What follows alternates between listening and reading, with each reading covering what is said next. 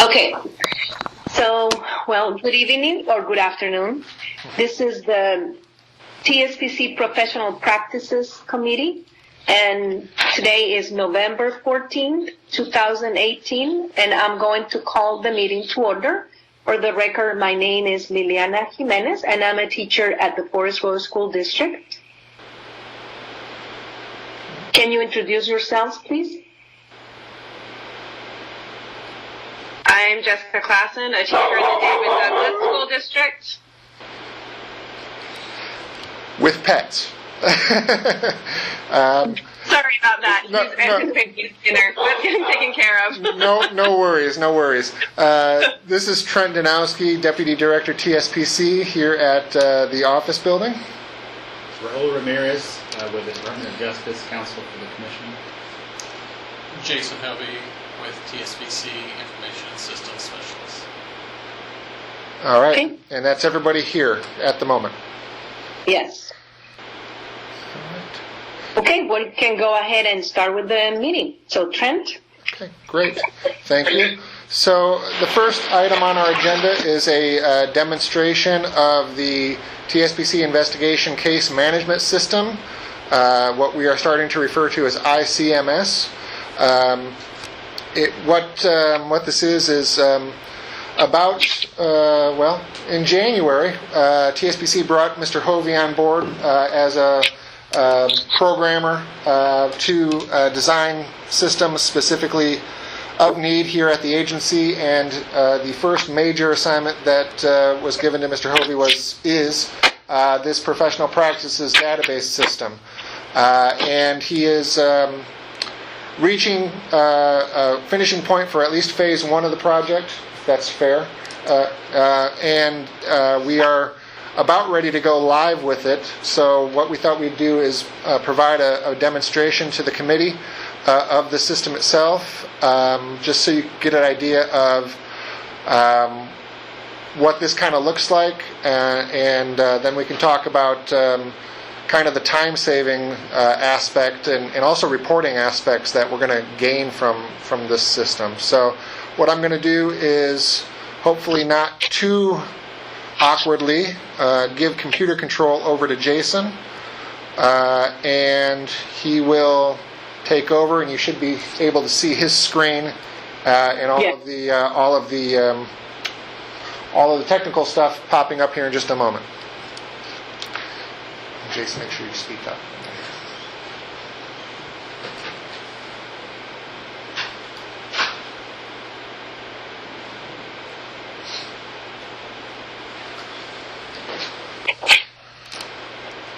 Okay, currently what you are seeing is the main screen after a user logs in.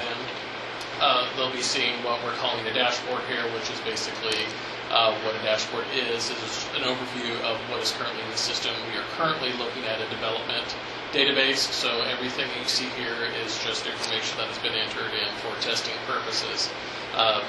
Officially, we entered in our first case yesterday. Patty entered in the first new case, and then going forward, we plan to install this application on the other users' desktops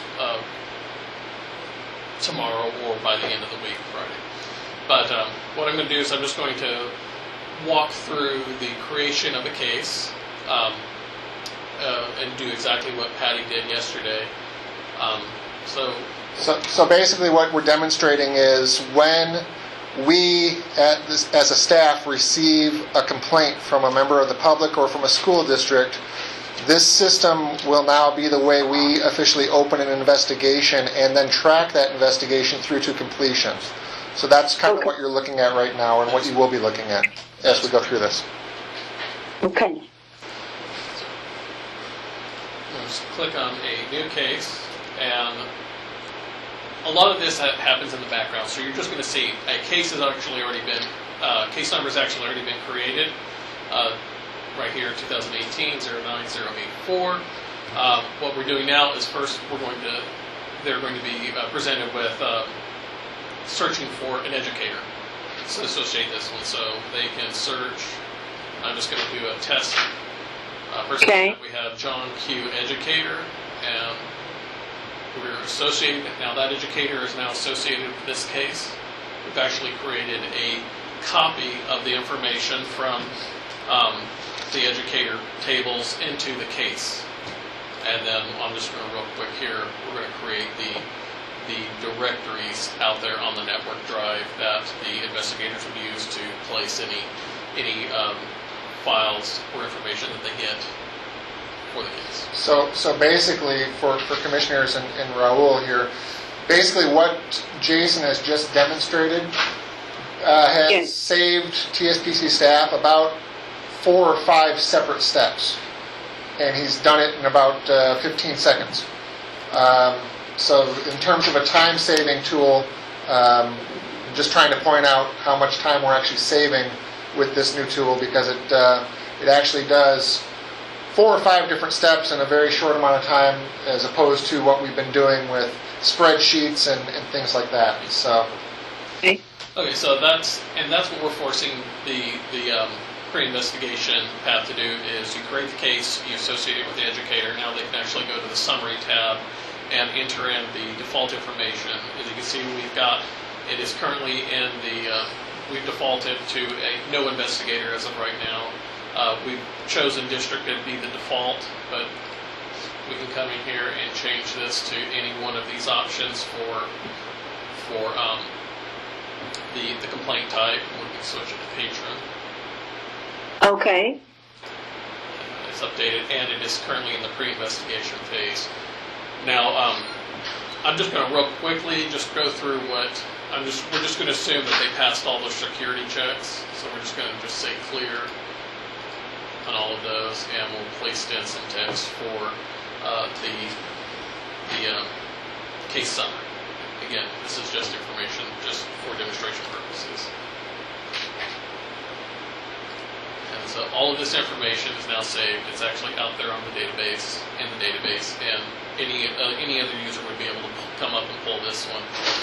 Real quickly, I'll go back to the dashboard, and I'll just do a quick query here, and we can see that there is the case we just created. It's already showing up live. So if Trent brought this up, he would see that he could query this case.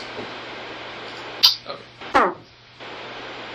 Other information that they would be able to type into, we'll just quickly assign this to investigator. We'll just give this to Christina and save there. At this point, and I'm doing this a lot quicker, obviously. I think Patty and them might have to do a little bit more with the investigation background check. So yesterday, I think it took her a total of 15 minutes to get the case to the point where she was able to assign it to an investigator. So now that we've done that, well, I'm just going to real quickly move this to the investigation. I believe I've updated all of the information. If there was information missing, meaning if there was not an investigator assigned, if there was no case summary, if they had done, there would have been an error message received saying we had not done security, so they had not cleared over ECI or any of that nature, or any of the other options. But at this point, it's been assigned to investigation. Every 6 hours, there's a back-end job that's running. The investigator will receive an email stating that they have a new investigation in their queue. And another way that we'd be able to look at it is over here, if we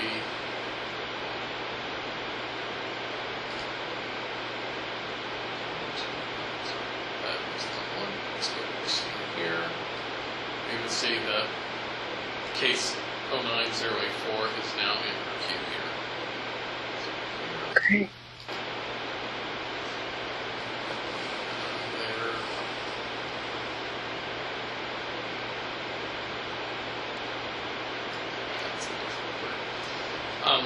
Now from here, I have not currently defined anything with the investigators as far as what they would do. Currently the investigators will be able to only enter in information under case notes.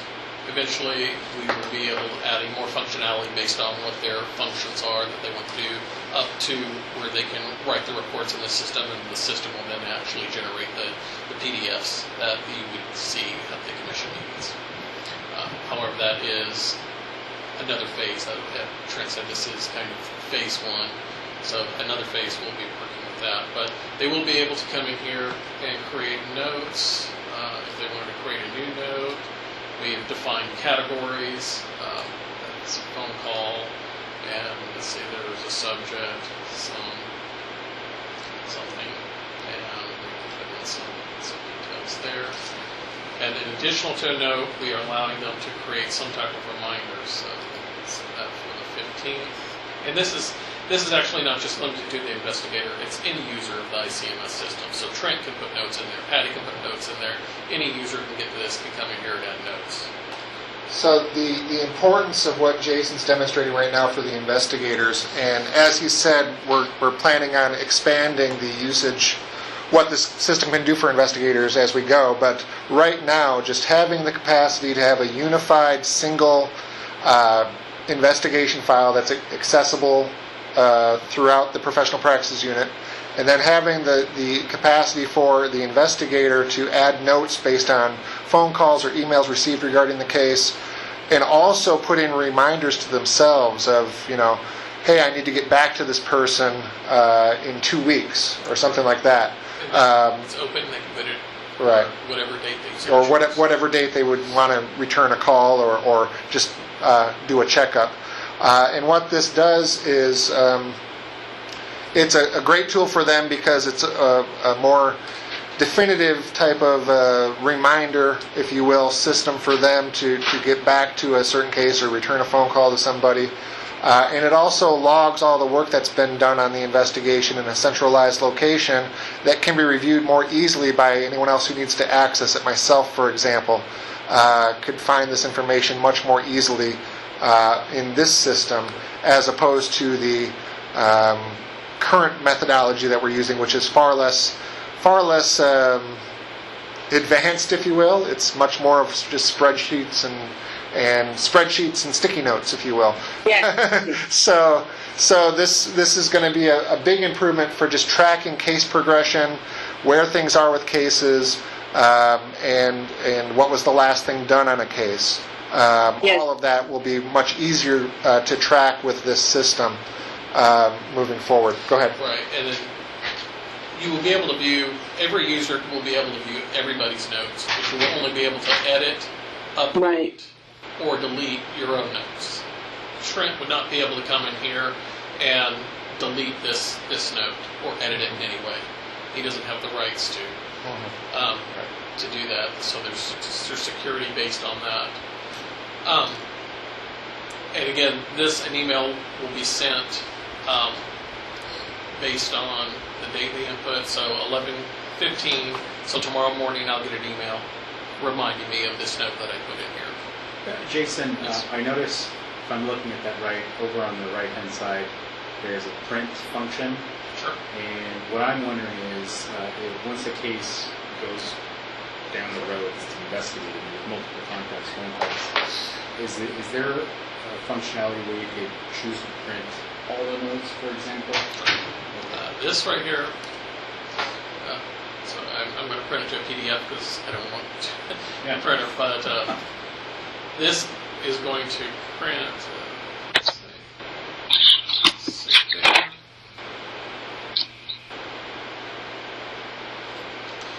so it just printed all of the notes. Okay. And a follow-up question to that is, I noticed when you were choosing to add a note, there were several categories that you could choose from. One of the things that I'm thinking about that could save time down the road for investigators, particularly for Jeff, really for any of the investigators when they contact me, is if there's a field for like privileged attorney-client, something like that, where... So you wanted an indicator saying that this is privileged information that they're entering? Well, I'm not saying what I want. What I'm thinking is that a functionality, when by the time the cases get through to the commission and Jeff is writing up a notice, there may be multiple contacts with my office, and ultimately we have to produce records. If it goes to hearing to opposing counsel, we don't want to produce records that are privileged. So I'm wondering if there's a way like you can choose here and let's say, for example, could you choose to print off only the phone call notes? Sure.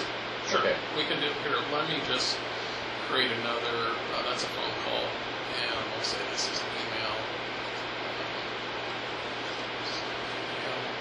Let's put that same full text in there. Sure. Now, okay, so we've done that. Got a quick filter here. Let's say filter emails, and let's just print that. And let's just. And then this should just have emails. So this is just showing the emails. So you can filter. It's only going to print the rows that you see right there. So if we can filter that out, and if we need to add some other type of of indicator, we can discuss that. I am going to be meeting with Jeff to discuss more about his substages to do with the legal. So if we need to create another type of table to enter in specific notes for that would deal with that, we can look at that and then only give that to people who have rights, such as Trent, who has the executive role. Jeff will have the role of legal. Things of that nature. So yeah, we can do that if we need to. We can put in indications in there to hide information. And Trent wanted it in PDF for redaction purposes. So if he can print all of them and then redact it as he sees necessary. Saves paper, so yeah. I get that. Okay. I also have a question. Sure. Can you hear me? Yes. Yes, we can hear you. So my question is, I know this is in the initial state right now, but are you guys thinking about also including old cases that you have had in the TSPC offices, or this is for only new cases? Because sometimes, it's good to refer to old cases, like as far as sanctions or, things that what they decided in previous cases. I don't know. Right, that's a really good question. What we're going to do with this is we are going to be populating it going forward with cases as they come in moving forward, and we'll populate it that way. So the data we draw off of this will be from, let's just say, December 2018 through the future. Let me add to that. Oh, go ahead. My plan is I will meet with the investigators in all of their current cases that they were working. Sure. Yeah. I will import that information Right. in as a new case.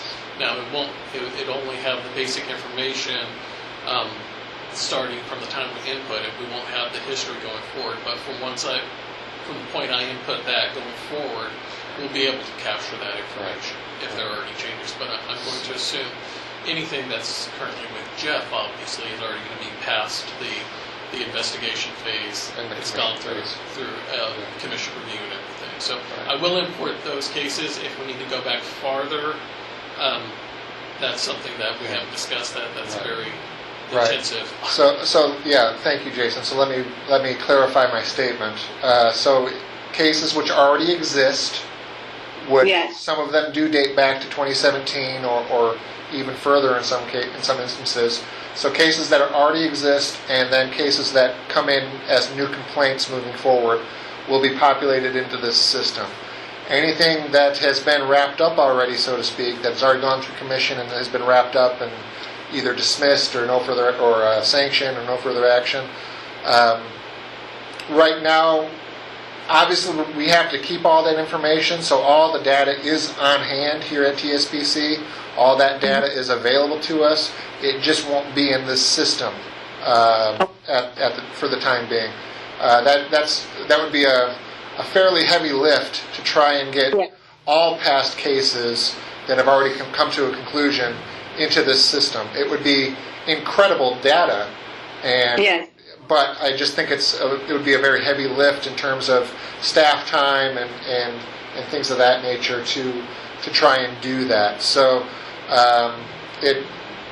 something we can look at down the road maybe, but at the current time we're just looking at existing cases, putting those into this system, and then of course any complaints that lead to cases in the future will go in here as well. Okay, thank you. And I think this is a very, I didn't know that there was not a unified system. This is great. It's like kind of like a Google Doc where everybody can participate and fill in the information. Kind of. I know it's a different program, but, I think it's great for the access. So after this, after the cases are reviewed and decided on the sanctions, so then who will send them to, for the commissioners to review the cases? So they will, you see what I mean? What will that be the next step? Who will be in charge, or how do we see the cases later? Right. So right now, and Jason, you can speak to this if you have additional thoughts on this, but right now, this phase of the development is not quite to the point where we are sending information directly from this system to commissioners. no. Yeah. The plan was So- never to. Right. You will not directly interface with this system. Right. This system will, the plan is, this system will house the information, and from this, it will generate the reports. So it'll generate the report that you see. And then you will receive the reports, but you will not directly interface with this system. Okay. One of the security measures that we're kind of building this off of is this is not going to be a publicly accessible or online system. It's what I term as more of a black box system, where it's in-house. Yeah. There's no public access to it, and there's no way to access it from virtually or from the web. So by doing that, because all of this information is so highly sensitive and confidential, by doing that, by cutting it off from online access or anything like that, we enhance the security of the system and hopefully minimize any opportunity for this information to get into the wrong hands, because we certainly don't want this information being exposed. So, Yes. Okay. Thank you. Yeah. Just so you're aware, the other items that the investigators had discussed about having is they wanted to be able to associate other persons with a case, and that could be attorneys, that could be witnesses, but they've so chosen, and in order to do that, we created another person's tab with a feature where they can search for anybody. Currently, right now, we've populated this with some known attorneys that they have provided, and so just real quick, I'll associate this is an attorney, then they have the complaint, and then any other person involved. Have some information in there.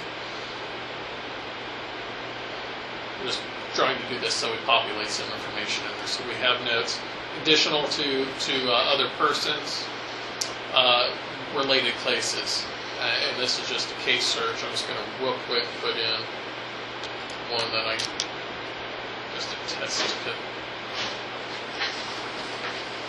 It's just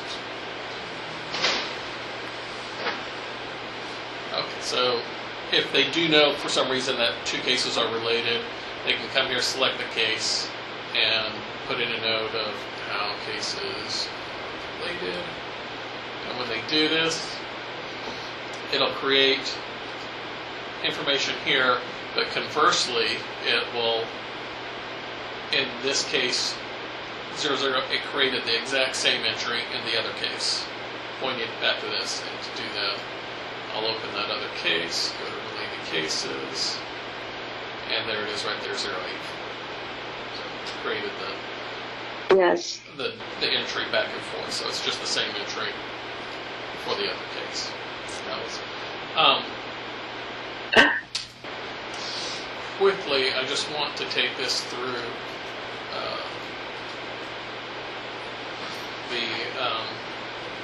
to the investigation, so we can enable another tab. This is what they do. Once the investigator has completed with their investigation and done everything, they will move it to the executive phase. In the back end, an email will be sent to Trent and CC to the investigator stating that has been moved to his queue. So real quick, And we now have the director and commission. Trent, you have not seen this yet, have you? I have not, so this is, Okay, so Trent, this is now showing up in Trent's queue, and I apologize, but the right hand of the screen is not really completed yet. Oh, But Trent has the option to come in here and enter in some summary information and his rationale for this case.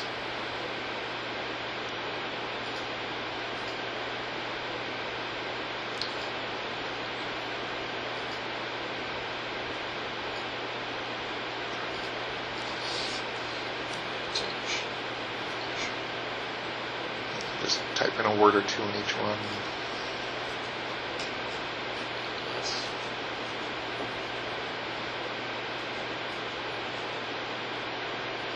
Okay, so I apologize, but That's all right. what will We- happen Yeah, we get is the this idea. information would be entered in, and then you would also be able to put in recommendation for sanctions. If it's got a duration on there, you'd be able to put a duration, details, and then we have the sanctions, and he can put up to any number of sanctions. Eventually what will happen, and this is the tab that I've been currently working on, is once he makes his recommendation and the commission reviews it, it will be, and it's moved to the post-commission phase, they'll be able to copy the recommendations directly over to the commission findings and decisions and modify them if there's any modifications and save Right. it there. So this is, I obviously have not updated that Sure. table yet. So, So, and then I just wanted to do that because lastly, when we have the case files. This is not a full-blown Explorer. This is just a view into the case files, so anybody can come here and just see what case files have been saved out to the network. If they need to get to that, they could open it up within Windows Explorer and truly do the anything they needed to do. And then lastly, we have case history, and this is the case history for this case that we opened today. We can see that the first thing we did is the state, the stage, tier. All of that information was created. Initially, it was the old value was nothing. Then we came open whatever we entered. There it is. That it was moved to from pre-investigation to investigation, then from investigation to executive. So this is the information that Trent will be able to pull up and look and see exactly when something will happen. Eventually, we will inject more data in there as we get more stages and sub-stages created. So that I just wanted to get through that so you can see Okay. that as well. You can print that. great. Thank you. So I think what you can start to see with this is just the data potential that we're going to have in terms of pulling information and compiling reports on different aspects of things, whether it be the type of case versus the sanction handed down by the commission, or any number of data points that we might want to see as this system starts filling up with cases. We're going to get more and more usable data in terms of trends or anything that we can start utilizing for the commission as a commission, or just in terms of agency operations as well. So it's a very exciting tool to have in place, and just understanding that this is just the beginnings of it, and this is going to be built upon over the course of the next however long. Don't have a definitive timeline for that, but that we're going to keep building upon this system as we go and improving it and making it serve our needs even more so. It's a very exciting system to start putting into place. yes, I agree. Anything last? No, just going back to the dashboard, just to show that, we do have the current user, whether they be an investigator, executive director, whomever, they'll be able to see all of their upcoming, or they can go in the back and view their past reminders. Everybody will have this. This is just a snapshot of cases. Again, this is our development environment, so I've got a lot of just test data that you can see how many cases are, what stage they're in. There are, we've got 46 in pre-investigation, what various stages that they're in. Again, this is just test data, so it doesn't. You can see what tier they are. So we have no tier. We have tier 1 and tier 2. The case types. Right. So Trent will be able to go in here, and the case type will be entered in by the investigator. Those are those, I don't know if that's all of them. I don't remember off the top of my head, but those are the ones that that are currently populated. And then we can look and see the investigator, what they have as far as active cases and cases in another venue. So this is just so if somebody were to call Trent, he can look at here real quick and then pull that information hopefully relatively quickly. Right. And this will be live, and he can update it. You can see that it was updated. This information was pulled today at 5:11 p.m. So he would be able to pull this and say, at this time we have 80 open cases. Right. Yeah, and it's going to be such a leap forward to have this type of information and data right at the fingertips, as opposed to, the what can be a lengthy manual calculations process because of the way we have to do things right now. So, very excited about this. So, any other questions from the commission or anyone else? Any thoughts that you want to, if you send it through Trent or send it directly to me with your thoughts and ideas, and we can look at it and discuss. Yeah. And once you have a chance to talk to Jeff, I'm sure he'll also have some. Oh yes, I've already had two lengthy discussions. This has actually been 6 months in the works, and a lot of this is going from no database. Mm-hmm. So the design, and actually the design is continuing to evolve as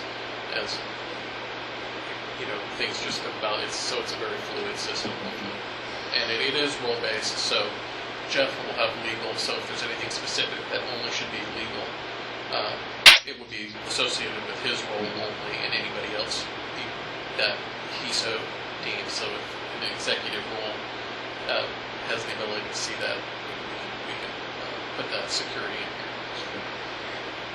Looks good. Anything from commissioners, or can we move on? I think we can move on. I don't have any questions. I don't know, Jessica. No, I don't have any questions. Okay. And Commissioner Bruner has joined us electronically, or remotely, I should say. So I'm going to move him as a presenter and welcome Commissioner Bruner to our meeting. Thank you. I appreciate that. I've actually been here throughout the entire time. Oh, great. Fascinating opportunity to see this technology. And again, I didn't know how to chime in, but now that I'm a presenter, yay, that's scary. So, yep, I think I took it back. I'm going to present my desktop here and make sure everybody can see it. All right, so... all right, so that wraps up number 1 on our agenda.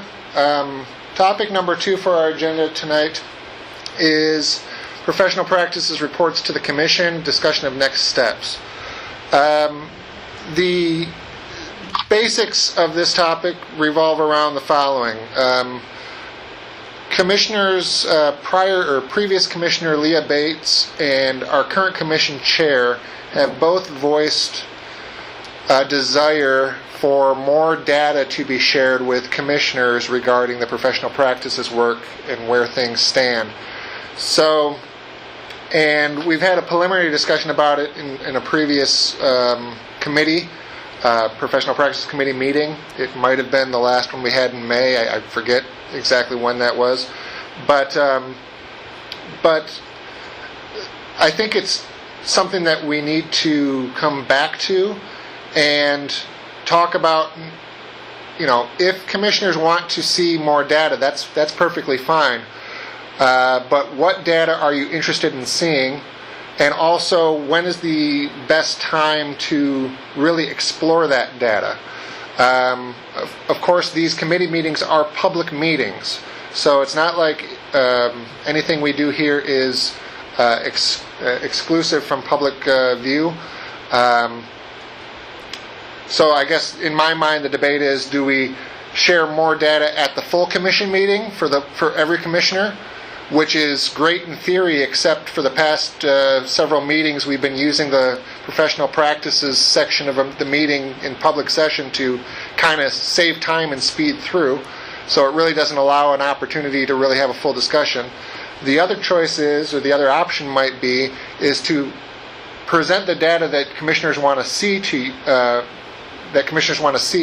but do it as part of these committee meetings, which provide for more time and allow for a deeper discussion of what commissioners are seeing, as opposed to a full commission meeting where, as of recently at least, we've been rushing through the professional practices sections pretty quickly because we're always running behind by that point.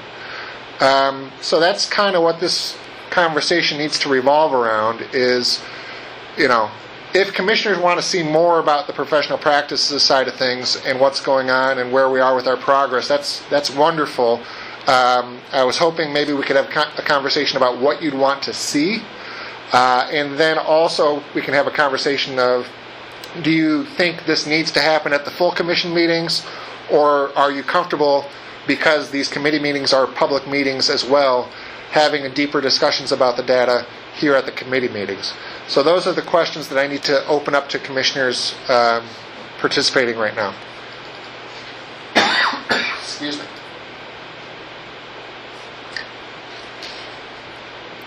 So I guess my first question is, so the people who have specifically requested it, did they give, like Leah Bates, did she give any more specifics about what kind of data she wanted to see as well? Sure. So let me show you some of the data that we're tracking currently, or that I'm tracking through old-fashioned means and methods. This is one of the, and can everybody see what's on the screen, the spreadsheet? Yes. Okay, just making Yes. sure.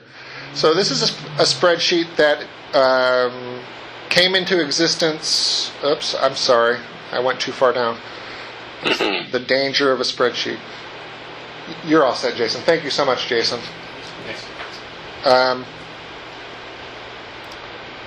Here we go. So this spreadsheet came into existence, as you can see, in 1997. And it basically tracks the number of cases that are going before the commission and the number of cases that are currently pending investigation and number of cases in legal and things like that. It's a big numbers spreadsheet. I'll go back up to the top so you can see the headings. So there's the commission meeting date, number of orders, actions, numbers of letters of reproval, charges, dismissals, no further actions, reinstatements. So this right here, this line would be the most recently completed commission meeting, the one that we just did a couple weeks ago. Yes. You heard one reinstatement. Number of cases considered by the commission at that meeting was 71. There are currently 169 additional cases under investigation. We have 31 of those in other venue, which means basically that they are either in a criminal court, a civil court, or still under police investigation, which means we wait on those until those other venue instances are being concluded or are concluded.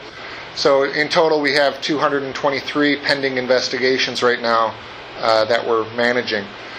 New cases since the last meeting. This information does show up, I believe, on the professional practice production report that goes public every commission meeting.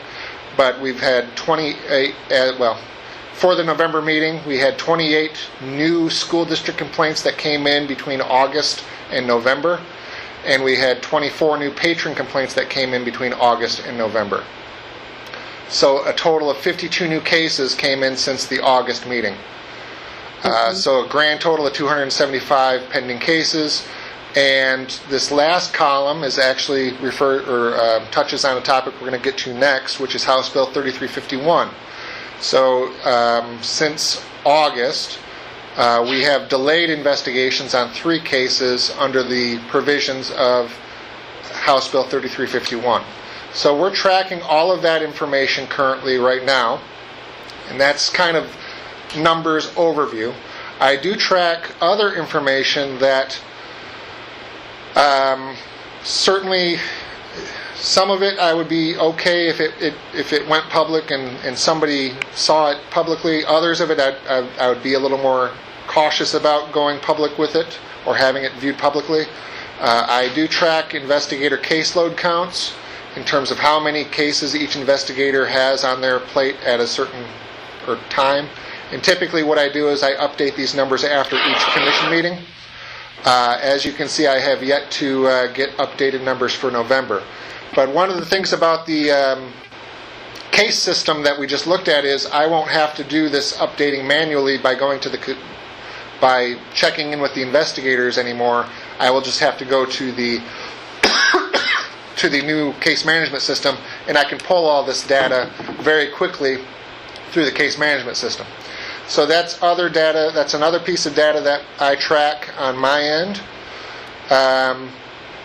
You can see I have investigator 4 here because Thomas has left us, and this used to be Paul Cimino's spot as well. So this actually goes back quite a ways. Investigator production, I track the number of cases submitted by each investigator, and I have a total per year, an average per year for each investigator. And then I have commission data. Excuse me, I need to get a drink of water. My throat gets a little froggy in this room for some reason. I have commission data. So at the November 2016 commission meeting, which is the first commission meeting that I was a part of TSPC staff for, the commission reviewed 65 investigations. The average length of those investigations was 10.2 months, and investigations completed in 6 months or less. Of those investigations, we completed 22 of 65 cases in 6 months or less, for 33% completed in 6 months or less. The reason this column is relevant, I guess, and the reason it's 6 months is because the agency has, I'm sorry, I just lost the term. We have put upon us by legislators key performance measures. And as far as professional practices go, the legislators are looking for how many cases we can complete in 6 months or less. And our goal is actually very ambitious. State legislators want us to complete 75% of our cases in 6 months or less. As you can see by the numbers in front of you, we're not close to that, and there's a lot of reasons for that. But overall, what we're doing is, I did the overall calculations. So overall, 176 of 511 cases were completed in 6 months or less. That's since I started tracking this in November of 2016. We're at about 35% of our cases at 6 months or less. Now, there's a lot of variables that go into that, and I'm happy to discuss those if that's a direction the Commission wants to go with our time today.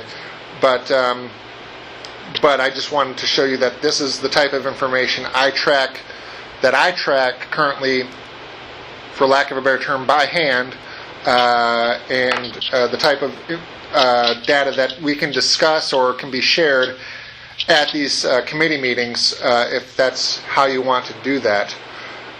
If there's other data that you'd like me to start tracking, or see if I can track it in some way, shape, or form, I'm all ears. I'm willing to listen and see if that can be done.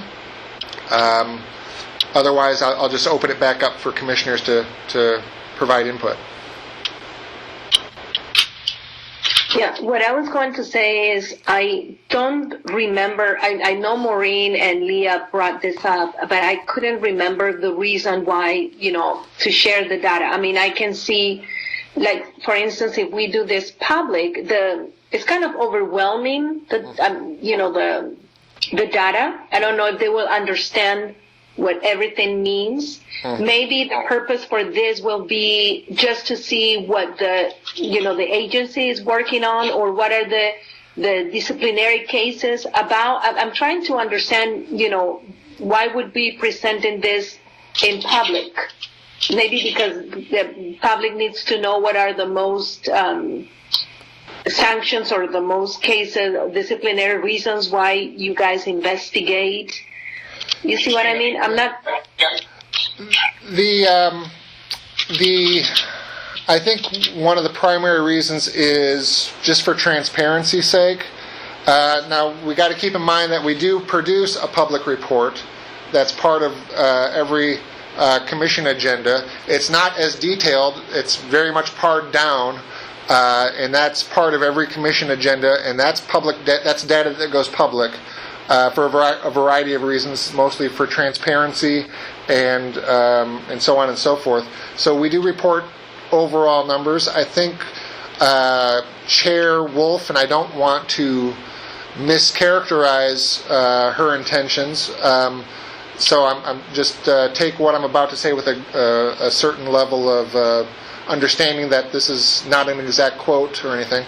But I think Chair Wolf had the desire just to have commissioners have more data to better inform perhaps policy and procedures moving forward, maybe inform directions the commissioners might go moving forward with regard to professional practices, and certainly also in regard to dealing with might not be the right phrase, but working with members of the public. Not that you necessarily regurgitate all this information off the top of your head, but just having a better understanding of the data that relates to professional practices might help any given commissioner in conversations with the general public regarding our work as well. So, kind of a 5,000-foot overview of how I interpreted Chair Wolf and her desires here. Okay.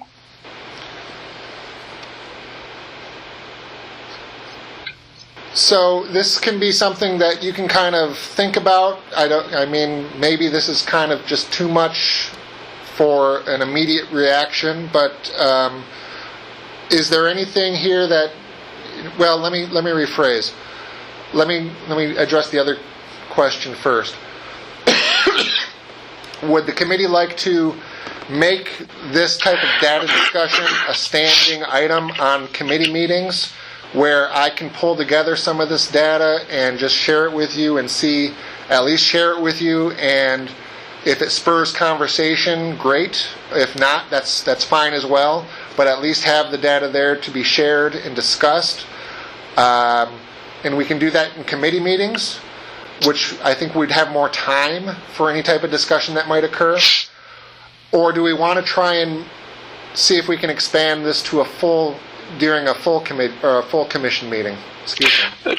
Trent, this is Alan Yes. Bruner. What I would suggest is actually just polling our fellow committee members, just to ask them what level of detail they would like. Sure. Because this is a very robust data set, and as you very rightly noted, it's overwhelming. Yeah. At least it is to me. Right. And I think when it comes down to what we wind up discussing from the standpoint of professional practice, just having the statistics would be enough to say, this is what's on the plate of the investigators. Where do you want to proceed? I think, given the fact that we already have access to the investigations, for our purposes as a committee, the detail is wonderful, but when we come back to the full group, I think I would ask them just to say, what information do you want? Because here's how robust this data set is, but what we can tell you is how much is ongoing. Mm-hmm. Okay. That would be my 2 cents. Okay. Thank you.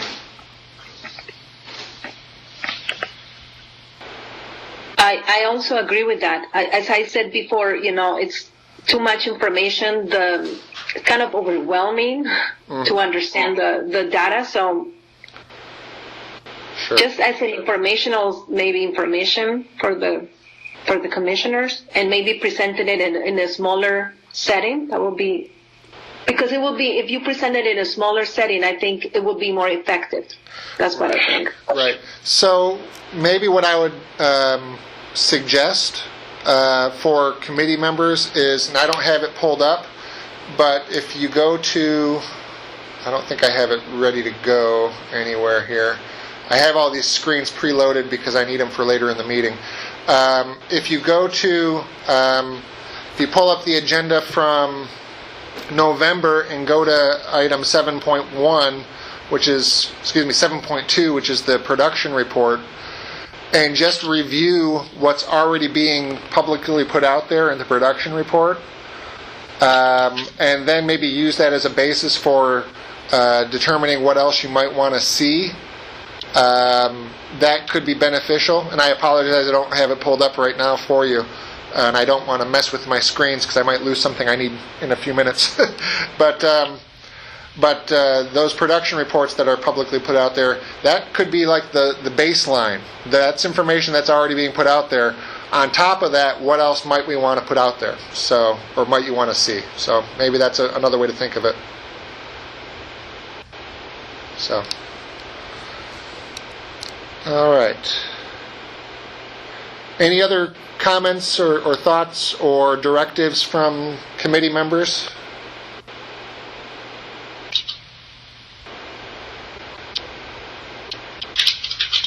Okay, not hearing any.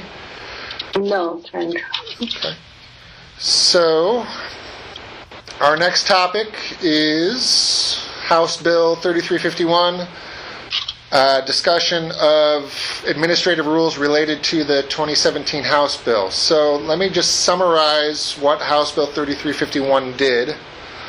And actually, I have it pulled up here. That's one of the screens that I have ready to go.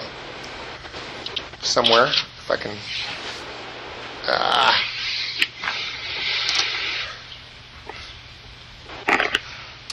I will get this. Here we go. Okay. So, move this up. So, House Bill 3351 passed during the 2017 legislative session, and it basically does two things. The first part of the bill, Section 1 and Section 2, mostly Section 2, requires that TSPC provide an annual report to legislators every year regarding very specific aspects of the Commission's work, of the agency's work. It's summary of activities and summary of data and things like that. So that's the first part. That's not the part we're here to talk about. Section 3 of the bill is the part we need to talk about today, or I'd like to talk about. Excuse me. So Section 3 basically gives the Commission the authority to delay a TSPC investigation of a patron complaint when it is obvious that the patron has not gone through the employing school district of the educator being complained about first. So the intent here with this bill was basically to help ensure that patrons don't jump over the district and go right to the state level with their complaints, and help ensure that they maintain the proper sequence of complaint resolution. And the proper sequence would be the patron first goes through the school district to see if their complaint can be resolved, and then elevate it to the state level as needed. So a couple of caveats with this, just to make sure that I don't confuse anyone. When this went into effect, one of the things that I'm on record legislatively as saying is that we would never delay the investigation of a patron complaint which indicated harm being done to a student, physically, emotionally, or otherwise. So what's happening with these is we are delaying complaints that are administrative in nature. Most of the complaints we've delayed investigation on have been complaints that we've determined to be matters of employment, or simply complaints that don't rise to a level of violating TSPC rules. So we have about just over 20 cases that we've leveraged this bill on. So that's my summary of what the bill does. It allows us to delay investigations. The issue that I wanted to ask Raul to chime in on, and the issue that I wanted to bring the committee up to speed on and get your input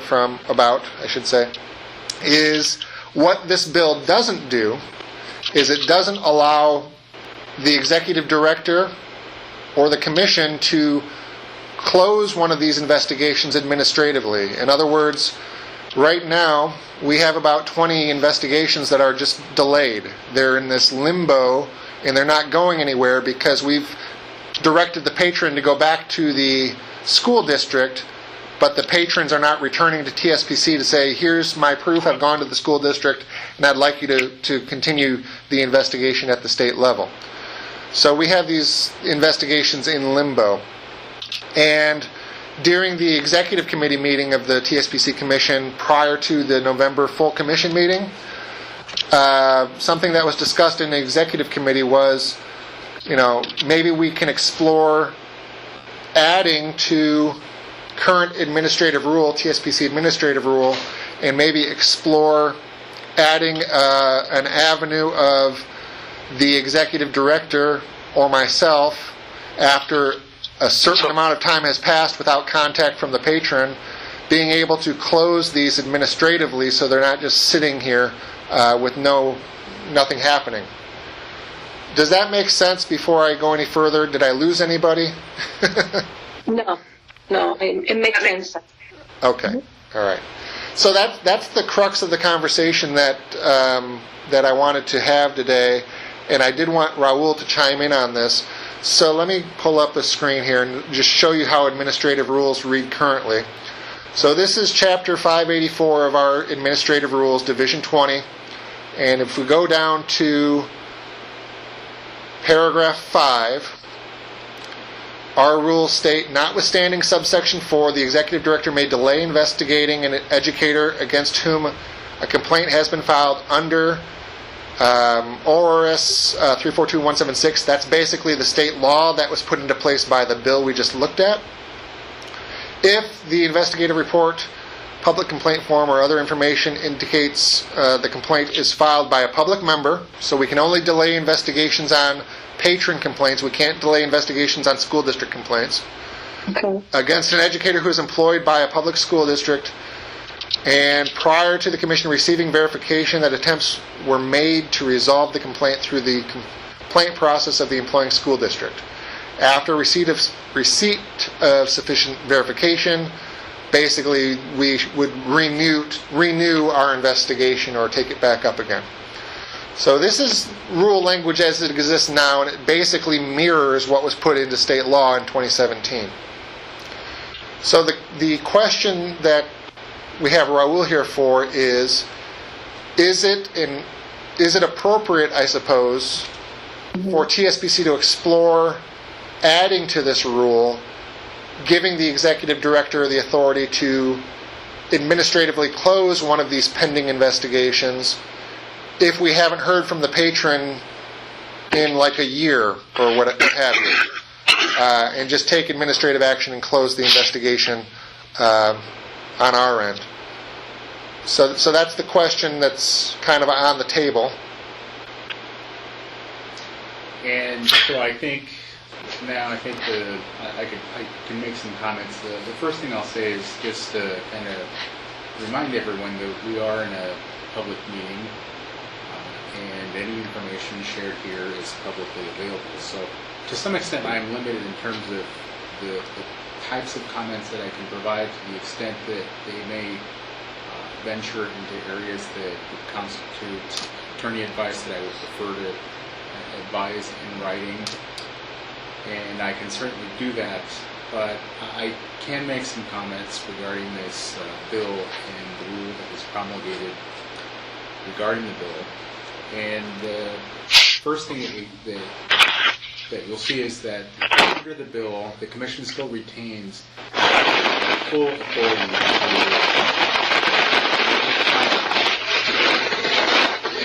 Can everybody still hear me? Yeah, no. You're doing fine. You were cutting out a little bit. Yes.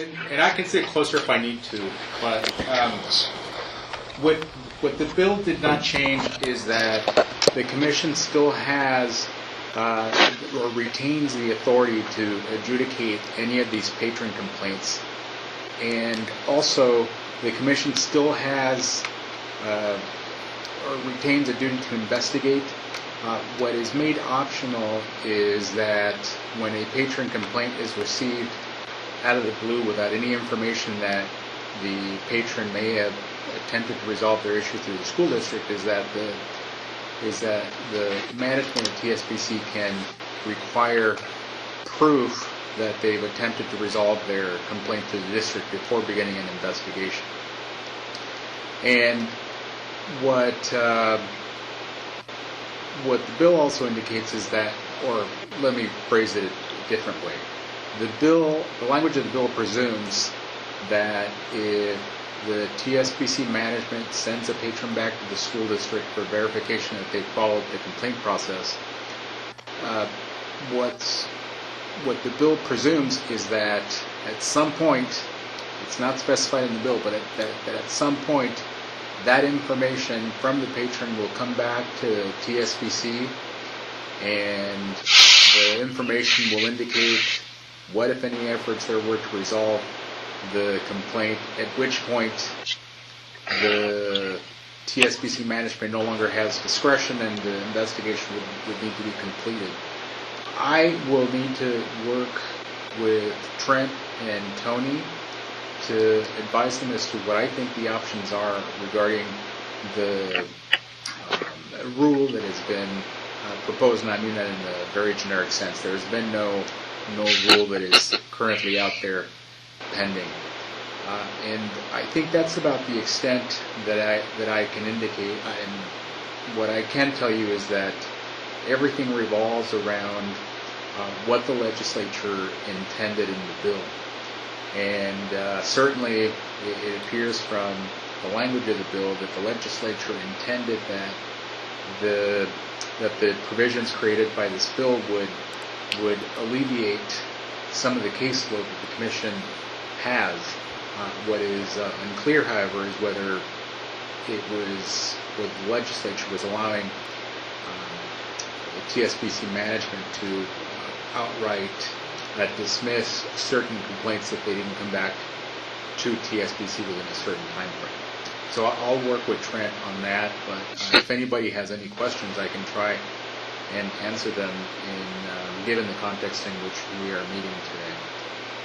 Raul, I have a question. So can you clarify for me when it says prior to the Commission receiving verification, that the patron was trying to resolve the issue, when they say verification, that it was, that the person attempted to resolve the issue, what verification are we talking about? I mean, as far as emails or letters, or I just want to clarify that. Yeah.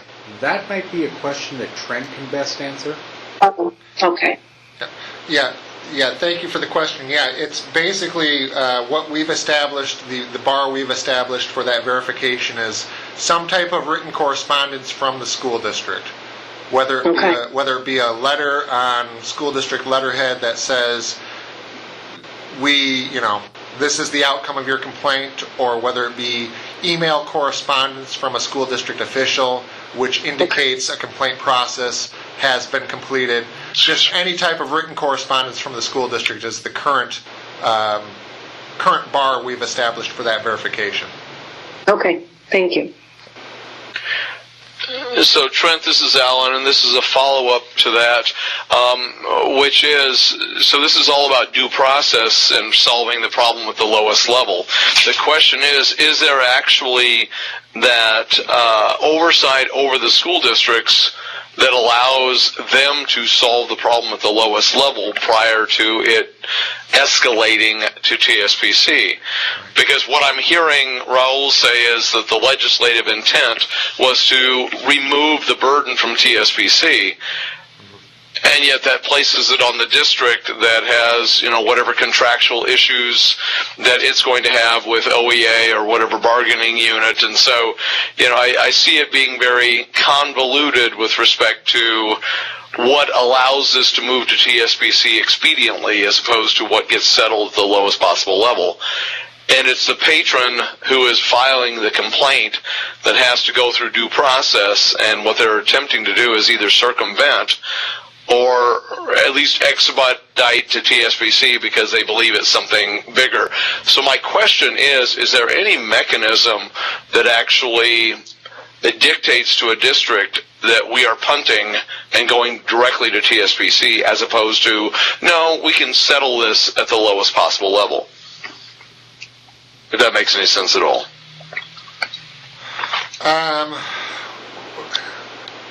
Let me try and respond to that as best that I can. I'm not sure that I completely understand the question, but so basically,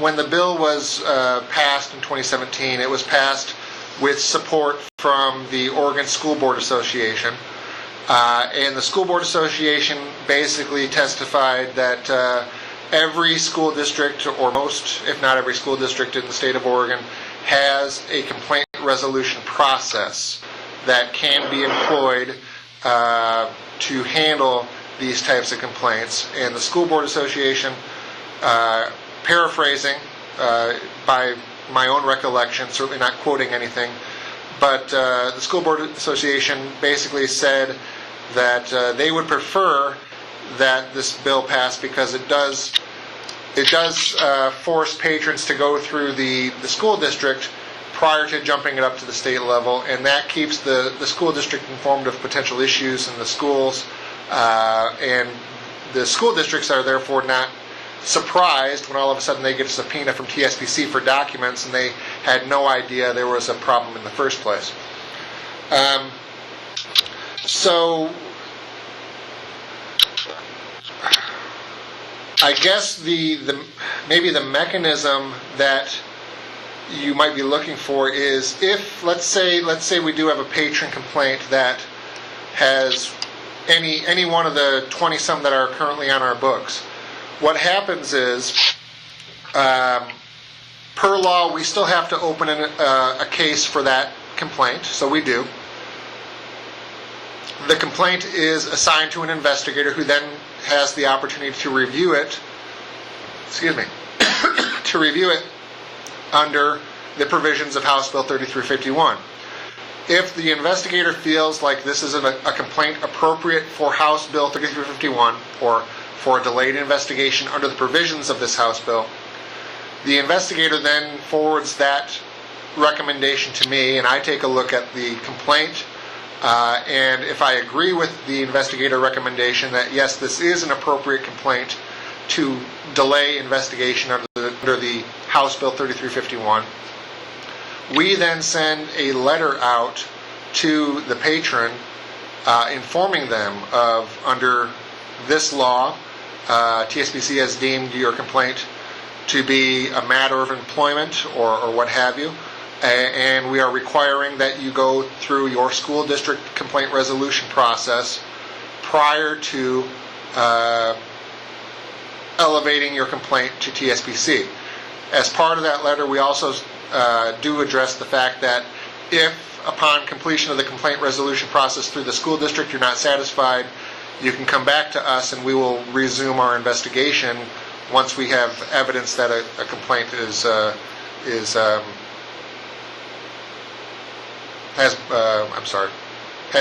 been completed through the local level. So that's the information I can offer you, Commissioner Bruner. I'm not sure if that answers your question directly, or if I'm getting close to answering your question, apologies on that front. No, that helps clarify. I guess, what you were asking, at least from what I'm understanding, is where to when it comes to this, and what I'm hearing, just because I've been on the board of OEA for years, is that, what we're attempting to do is solve things to the lowest possible level. Yeah. And yet, once a patron has a complaint against a district, if they circumvent due process within the district and go immediately to TSPC, that winds up increasing the workload, even if it's a trivial complaint that could have been solved or should have been solved at the lowest possible level. And that's what I'm seeing here in this law. Anyway. Yeah, thank you. I would, in many respects, agree with that comment. Yeah. Despite the intention of the law being reducing our workload, it has in fact added a layer or two to our work that was I believe it. That was kind of unforeseen, and so we are exploring that. This is what this conversation is all about: exploring a way to alleviate those unforeseen additional layers that have just been kind of put on there. Well, Trent, let me ask you this. Is there a legislative fix? I mean, bluntly, given the upcoming session, is there a legislative fix that can take this back and say, the language was sloppy, let's fix it? There potentially could be. And in fact, there are some legislative concepts that are rumored right now that would address this indirectly and pretty much make it a moot point based on some of the things that I'm hearing legislators are talking about and being proposed. Now, until I see some of these ideas in writing in a legislative concept, I don't want to get into too many details. But because right now I just consider them conjecture and rumor and conversation. So until I see it in writing, I don't want to get into details. But the short answer to your question is yes. And in fact, there's a potential that legislation could take place in the upcoming session, which would remediate and resolve this for us, just as a byproduct of the legislation that would come out of it. I guess the other side of that is, what if that legislation doesn't go through? So if it doesn't go through, I think it would be certainly a more expedient fix if we could just change our rule, and that's kind of what we're asking Raul about, is do we have the opportunity here to just change our rule instead of trying to change the law? Because that would be a more expedient avenue of addressing this. But if we have to go to legislators, I think, we can certainly do that. And as I indicated, there's certainly some legislative talk out there that would remedy this whole problem just through the nature of what they're talking about. So ultimately, Trent, let me ask you this. What is it that you need from us as commissioners to help support those efforts? Because if it's an OAR fix, that becomes an internal thing. If it's an ORS, that's a totally different beast. Right. You're absolutely right. Excuse me. So I think where we are right now is, first and foremost, I wanted to bring the committee up to speed on this and make sure everybody was informed of this topic and what's ahead of us. Based on Raul's responses, this is going to be a conversation that we're going to continue with Raul, myself, and Tony, and see what our options are in terms of doing this, perhaps through just rule revision. And if there are options available through just revising the rule, this committee would then play an important role in helping draft some of that rule language, or at the very least approve the rule language to move forward to the full commission in the rulemaking process. Okay.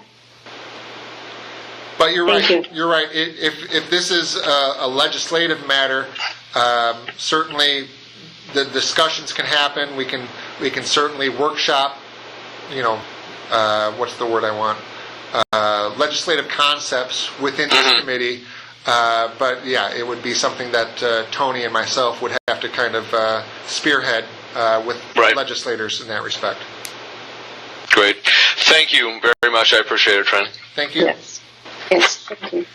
Yeah, I had the same. I was going to ask the same question. I just, and forgive me, I don't have a lot of knowledge about law regulations, but I thought maybe in a House bill, can you make an amendment?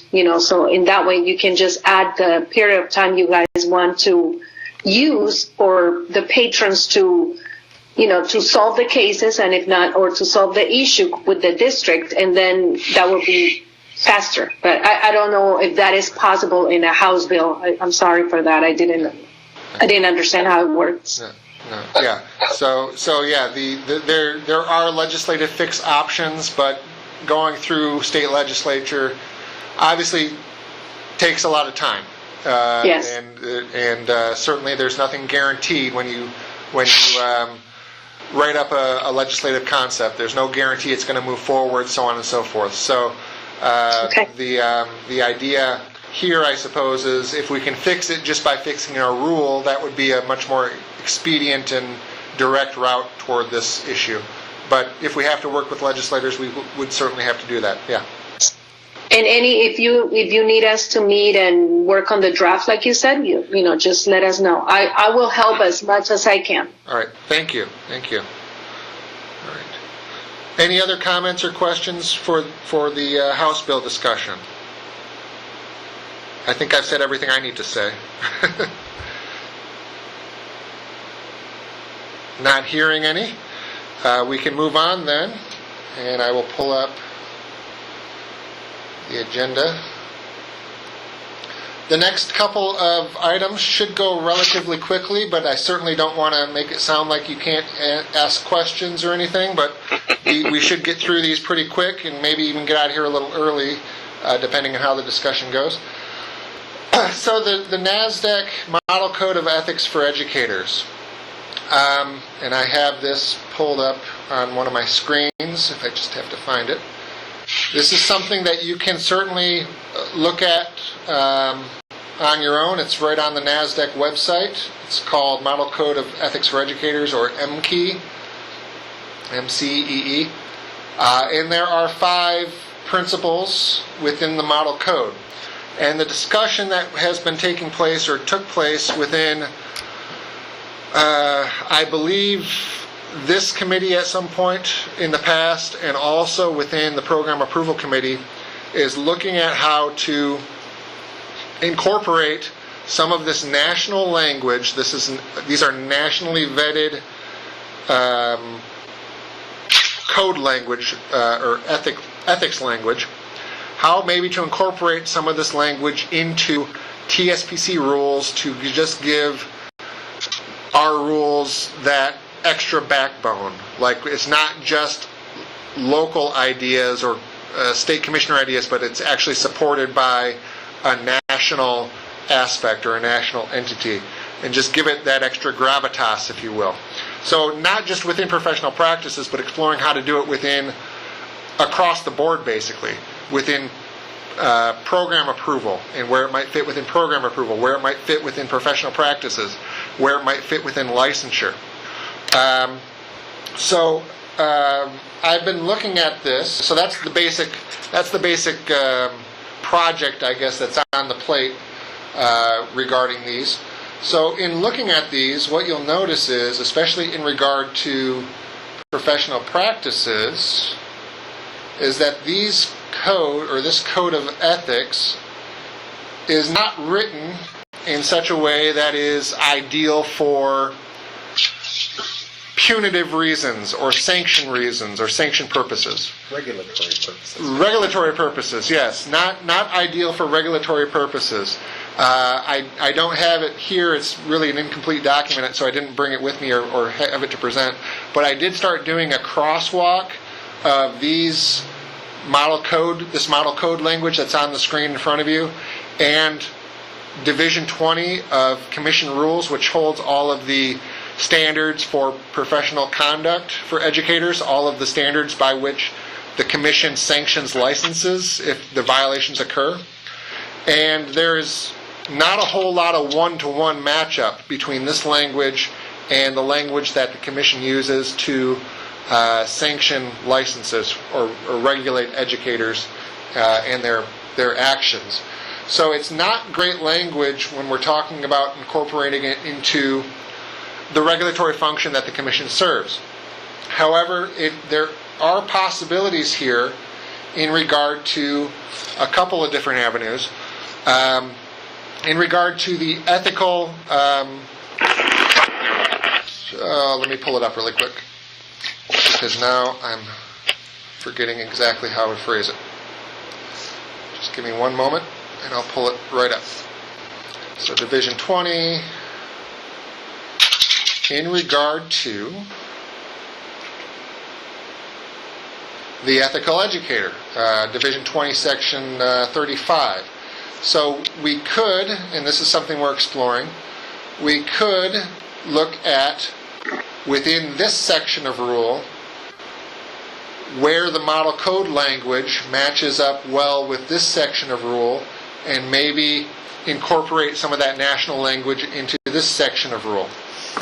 The other areas that we're exploring is within program approval, and incorporating some of the same ideas from the model code into language within program approval, specifically for within the administrative redesign work that is currently ongoing, and incorporating some of this model code language into that administrative redesign for program approval. So educators training to become school administrators have these concepts embedded as part of their administrative preparation programs. So that's a big picture overview of the model code of ethics work that's going on right now. It's kind of one of those things that just requires time to sit down and actually do. But it is work that's ongoing, and I just wanted to bring this committee up to speed on it and make you aware of it. Any comments or questions on this work?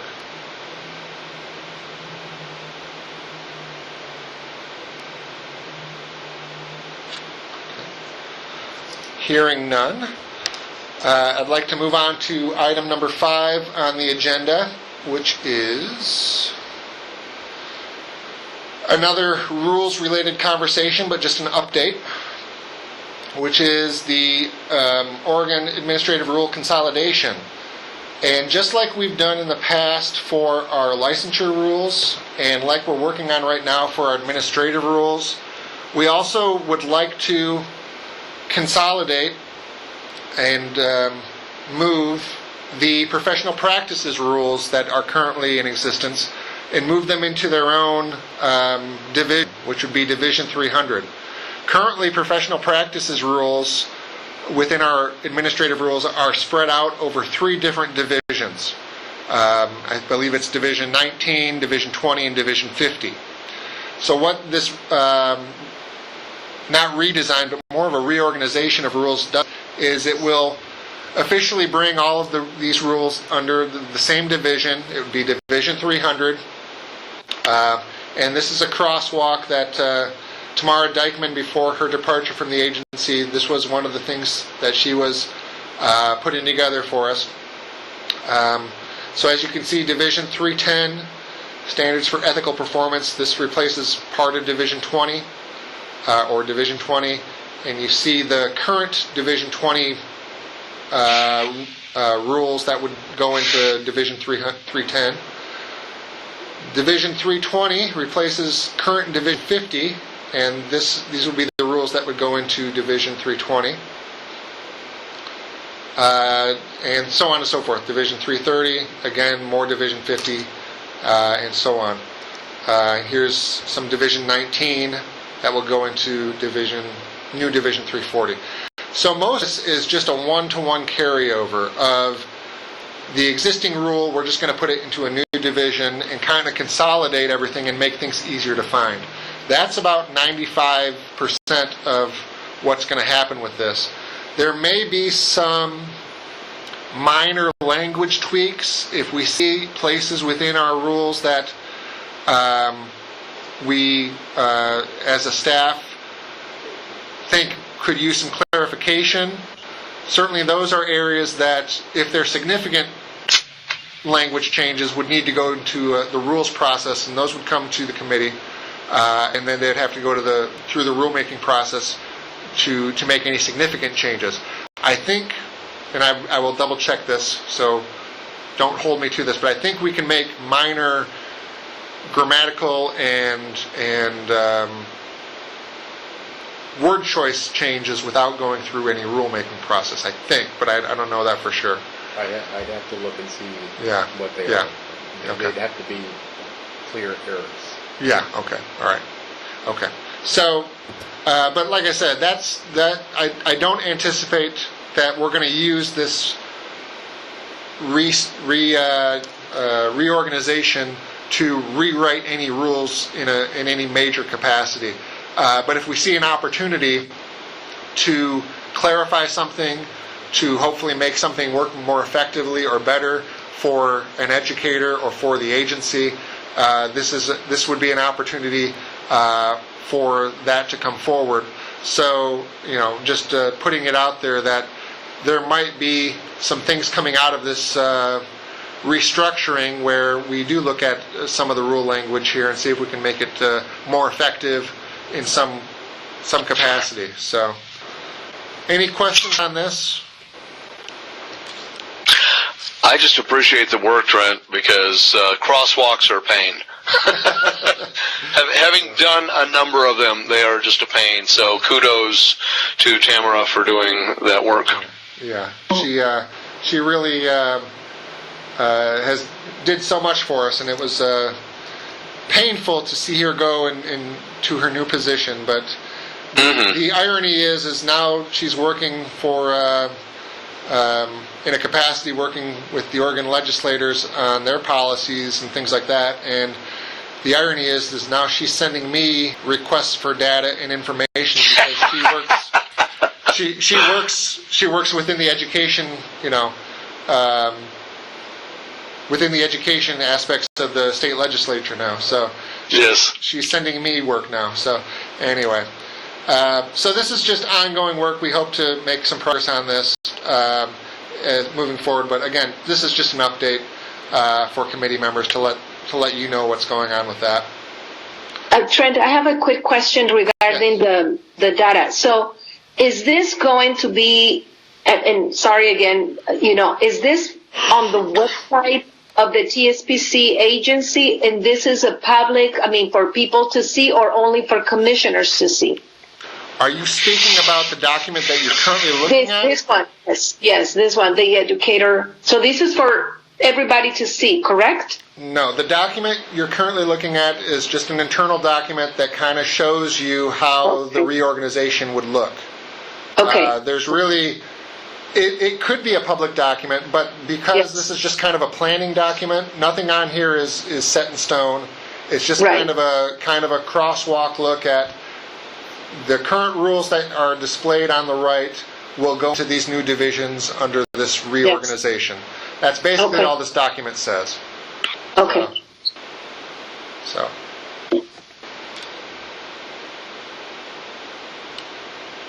Any other questions?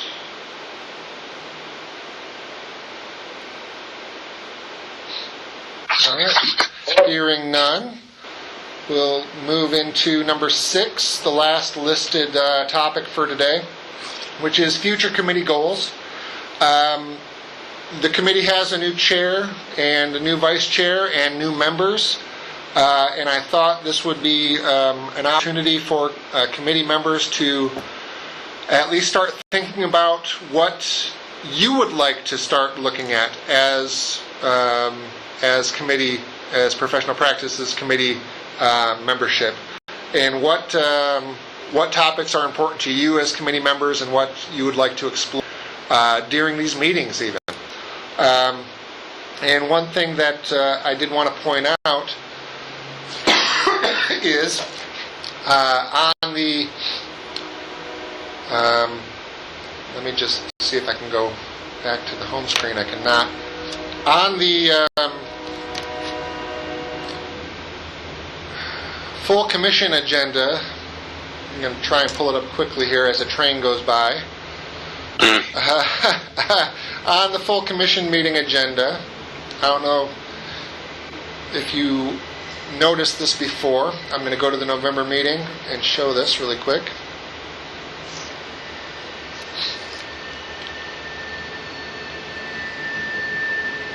Enable.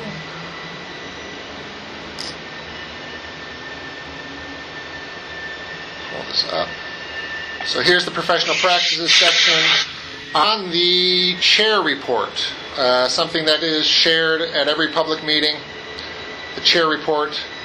In February, a big portion of the chair report is going to be a review of what we covered today. But as part of that,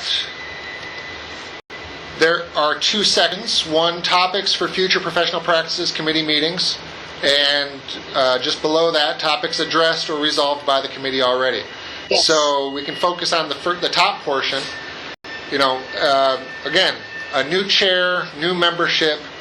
This is an opportunity to look at this list, perhaps, and this is just suggestion. You can certainly come up with any topics you feel are important, but look at this list and maybe prioritize 2 or 3 that you would like to try and address over the course of the next year or so. There's certainly topics there to look at and get a start or an idea from. Or are there other topics that you already have in mind, or maybe they come up over time? They always seem to. I'm sure we're going to have new topics no matter what. But Yes. But I just thought this would be an opportunity to start that thought process for you as committee members and committee leadership. Maybe some goals that you want to achieve as a committee moving forward. Yes, and I was looking at the list before, and one of the things that, is, to me, is always been interesting is when we talk about dealing with teachers, that make any disciplinary action, at least you have the licensure or ways to sanction the teacher. Mm-hmm. But when I was looking at the TSPC procedures for reporting misconduct by non-licensed instructional assistants, and we have had several of them, I really like to work on that topic, because I like to explore ideas on how we can also sanction or, somehow do some disciplinary actions with the instructional assistants or any other staff members, like bus drivers, in the school. That's one of my priorities when I was looking at this. Sure. It's interesting that you bring that up, because that's actually some of the conversation that's going on at the state level, at legislator level. That's some of the things they're talking about. Yes. Within legislative concepts is expanding our authority as a commission, as an agency, to have purview over currently non-licensed individuals who have daily contact with students. Now but it would require legislative action. It would require a legislative change, because right now, per state law, we only have the jurisdiction and authority to discipline licensed educators. I know. So, from a law standpoint, the commission's hands are kind of tied there, because we are only restricted to licensed educators. But it's kind of appropriate that you would bring that up, because that's the exact conversation that is at least preliminarily happening amongst lawmakers right now, is looking at ways to expand the commission's authority so we would have some purview and jurisdiction to take some action against individuals that currently we don't have any right to investigate. Yeah, and that work directly with the students, with the children's. Right.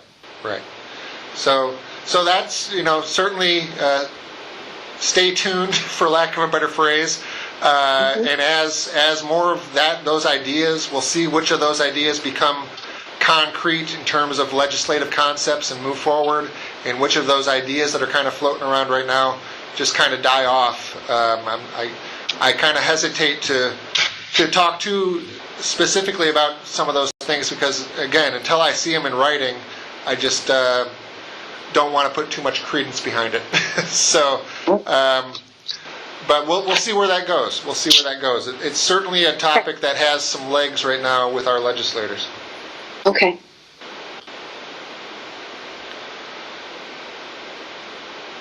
Any other thoughts about the list that you see in front of you, or does anything jump off the page there that you might want to explore within, over the course of the next 12 months or so?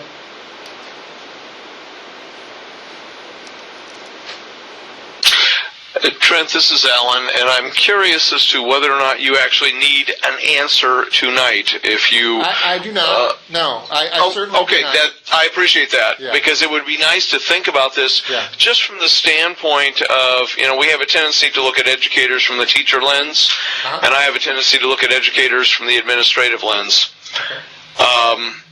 In a nearby district that shall be named unnamed, we had one principal in the district basically file a lawsuit against the superintendent. And it is all over the papers, and there was a $109,000 settlement, and no admission of anything, and I doubt it would ever go to TSPC. But if you read the newspaper and the investigation, it was not pretty, and it deals with gross negligence of duty. Right. And I find that fascinating that things can hit the paper, but I doubt that we as a body will ever see any of that. Right. Yeah, so what I can say to that, Alan, is if you, as a commissioner, if you have curiosities about those types of things, if you want to know if it has come before us, you can certainly email me confidentially. It's certainly not something I want to of course. discuss verbally in an open session like this. Of course. If you have some curiosities about whether we have an investigation open in regards to or relation to what you're reading in the newspaper, you can certainly email me and I can let you know if that has come to our attention, if we have an open investigation, or if we don't, maybe the reasons we don't, if I have that information available. But certainly that's not a conversation that we would want to have in a public session like this. Sure. I just find it interesting that as a topic for future professional practices, we have a tendency to focus on the people with contact with students and don't necessarily look at upper management. Sure. Well, principals and superintendents are licensed. Yes, they are. Licensed educators with TSPC. So it's not, maybe you might be right that statistically or trend-wise, maybe we don't have a whole lot of investigations that are at the superintendent level, and there could be a variety of reasons for that. But it's not to say that we don't have jurisdiction over those people. Of course. And I appreciate that. Thank you. Yep. So, by all means, this is probably another one of those topics where you probably want to take some time and think about this. You can certainly send me ideas via email or your thoughts on this topic via email. We can also revisit it at the next committee meeting and see if after some time to let it digest, so to speak, and we can talk about it at that point as well. So, any comments, questions, concerns about this topic? And then I just have one more brief little thing for us, and I will turn it back over to our committee chair to seek closure to this meeting. Okay. So any questions, further questions, concerns, comments on this topic? Okay, not hearing any. So the last thing that I just wanted to discuss is, and it's not on our agenda, but it's a very mundane point, but something I just want to bring out, is establishing the next committee meeting. date. Oh. And what I think we would typically do is, certainly we're going to wait until after February full commission meeting, and we'll have, we can target sometime between February and, I don't have a list of full meetings in front of me. I guess it would be February and April. Sometime Yeah. between February and April for our next committee meeting. Liliana, if I can start by communicating with you and see Yes. if you have a range of dates that would work, that might work, and then from there, I can send out a doodle poll with dates and times that the full committee can respond to, and we can see if we can come to a consensus on our next meeting date, if that sounds appropriate to everybody. Yeah, sounds great. You send me the day, the approximate dates, and I will look into the calendar of the school. We have several events, and then I'll give you the days that work for me. Okay, I will do that. And then once we've established some possibilities, I'll establish a doodle poll, and I'll go to all committee members, and we'll see if we can hammer down a date that works for everybody. Okay. That sounds good. Okay. Sounds good. Thank you. Well, thank you all for your time and expertise this evening. It is greatly appreciated. I'm going to turn it over to our committee chair to wrap the meeting up. Yes, well, thank you so much. Thank you for your support and for all your ideas. And I just have to say, have a good evening, and this meeting is adjourned. All right. Thank you so much. Thank Yes. you. Thank you. Okay, so, good evening or good afternoon. This is the TSPC Professional Practices Committee, and today is November 14th, 2018, and I'm going to call the meeting to order. For the record, my name is Liliana Jimenez, and I'm a teacher at the Forest Road School District. Can you introduce yourselves, please? I'm Jessica Klassen, a teacher in the David Douglas School District. With pets. Sorry about that. No, He's no. anticipating dinner. That's getting taken care of. No worries. This is Trent Danowski, Deputy Director TSPC here at the office building. Raul Ramirez with the Department of Justice, Counsel for the Commission. Jason Hovey with TSPC Information Systems Specialist. All right, Okay. and that's everybody here at the moment. Yes. Okay, we can go ahead and start with the meeting. So, Trent? Okay, great. Thank you. So the first item on our agenda is a demonstration of the TSPC Investigation Case Management System, what we are starting to refer to as ICMS. What this is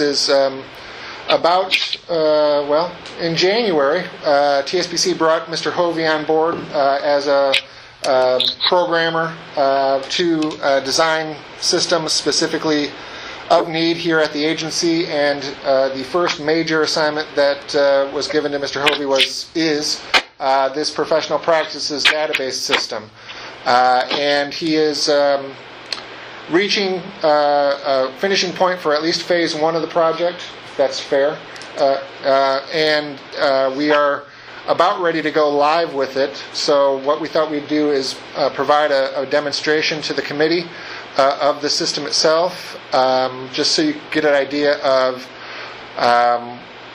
what this kind of looks like, and then we can talk about kind of the time-saving aspect and also reporting aspects that we're going to gain from this system. So what I'm going to do is, hopefully not too awkwardly, give computer control over to Jason, and he will take over, and you should be able to see his screen and all of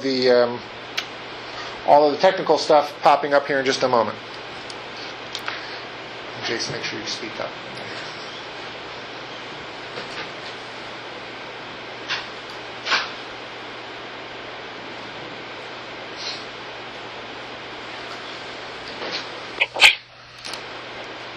Okay, currently what you are seeing is the main screen after a user logs in. They'll be seeing what we're calling a dashboard here, which is basically what a dashboard is an overview of what is currently in the system. We are currently looking at a development database, so everything you see here is just information that has been entered in for testing purposes. Officially, we entered in our first case yesterday. Patty entered in the first new case, and then going forward, we plan to install this application on the other users' desktops tomorrow or by the end of the week, Friday. But